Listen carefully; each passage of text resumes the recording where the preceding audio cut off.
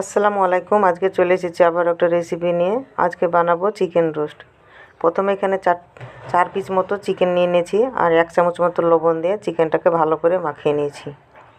এখানে কড়াই বসিয়ে দিয়েছি, রান্নার তেল দিয়ে দিয়েছি। এখানে তেলটা গরম হয়ে গেছে।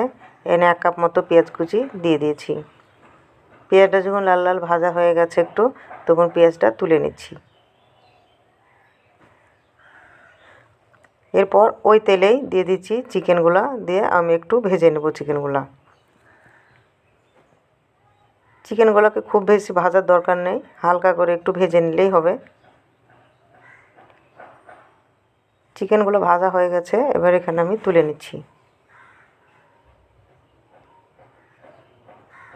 এরপর দিয়ে দিচ্ছি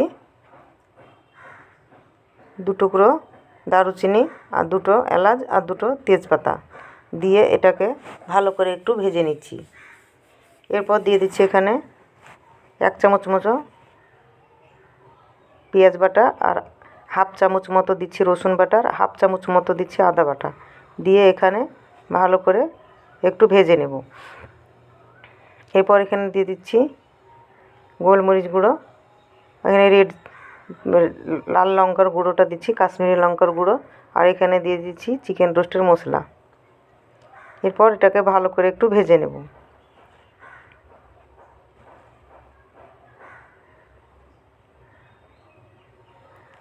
এরপর এখানে দিয়ে দিচ্ছি 1/2 কাপ মতো মিষ্টি দই।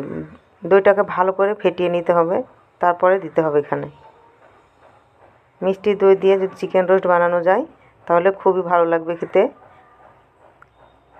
আর এখানে কোনো চিনি দেওয়া হয়নি, কারণ দইটা মিষ্টি ছিল, সেই জন্যে এখানে কোনো চিনি ব্যবহার করা হয়নি। এরপর এখানে পানি দিয়ে দিচ্ছি, ঝোলটা ফুটে গেছে। এরপর এখানে চিকেনগুলো দিয়ে দিচ্ছি। এখানে প্রথমেই লবণ দেওয়া হয়েছিল, সেই জন্য আর লবণ ব্যবহার করিনি। এইভাবে দিয়ে হালকা করে একবার করে ঢেকে দিয়েছি আর একবার করে নেড়ে দিয়েছি।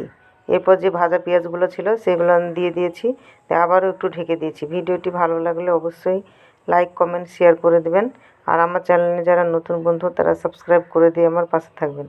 দেখুন রান্নাটা কত সুন্দর হয়েছে, আর রান্নার রেসিপিটা হয়ে গেছে। যদি ভালো লাগে একটা কমেন্ট করে জানাবেন।